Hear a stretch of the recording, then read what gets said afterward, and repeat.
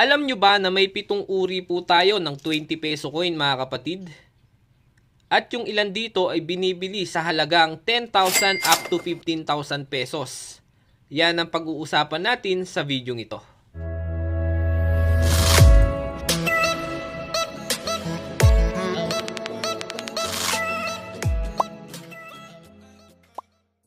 So welcome po sa Usapang Barya mga kapatid. Pag-uusapan po natin sa video ito ang 7 uri ng klase ng 20 peso coin.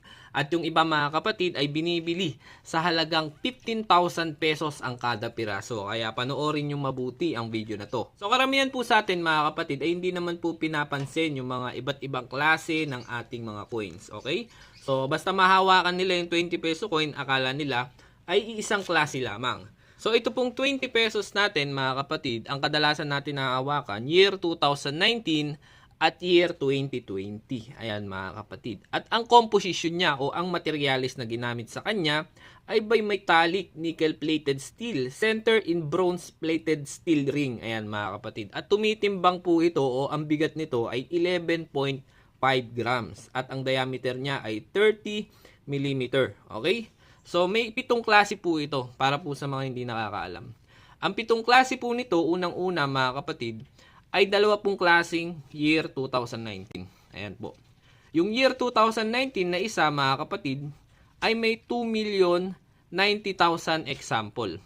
Samantalang yung isa mga kapatid na year 2019, ay meron pong 3% na hindi pa natutukoy ng ating numista kung ilang piraso. Okay? So, meron po talagang mga posible na variant ng 20 peso coin ang magkaroon ng mataas na collector value. Okay? Samantalang, ito pong 2020 mga kapatid ay may 5 klase po. Ayan, makikita nyo dito, yung isa ay 14%, 9% na may high mint mark, at itong isa ay may 12% na may low mint mark, at yung isa ay 60%. Ayan mga kapatid, ito yung pinakamadami. At yung isa ay 3%. Ayan. Iba't iba po ng uri yan mga kapatid. No? At iba-iba po yan ng mintage mga kapatid. Okay?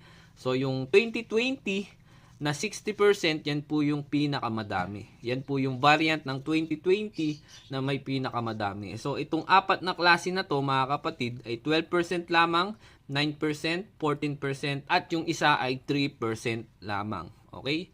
So hindi natin inaasahan na may mga ganito palang uri ng klase ng 20 peso coin. Okay? So, ano nga ba yung mga binibili ng mga kolektor? Ayan, mga kapatid.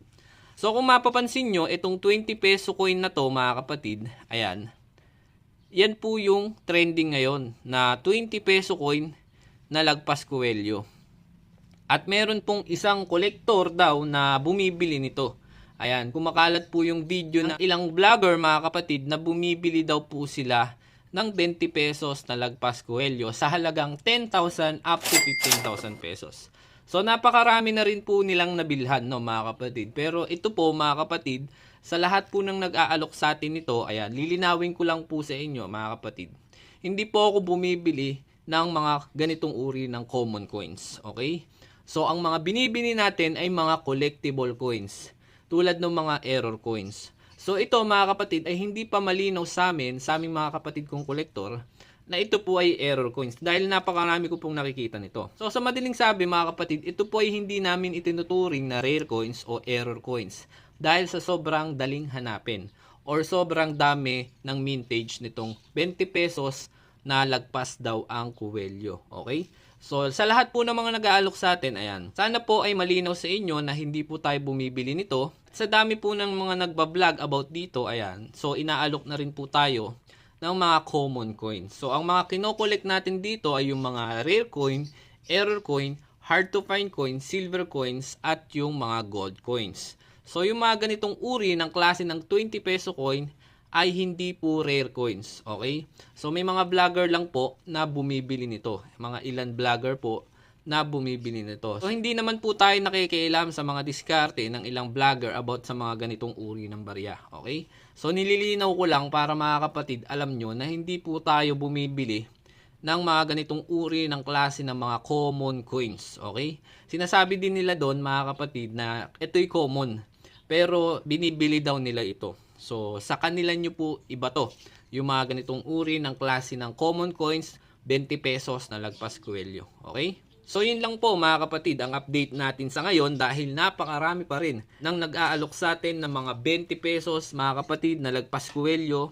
Ayan mga kapatid. So sana po malinaw din sa inyo yung 7 klase ng uri ng 20 peso coin. So kita-kits po ulit tayo sa mga susunod nating updates. Maraming pong salamat. Keep hunting and God bless sa inyong lahat mga kapatid.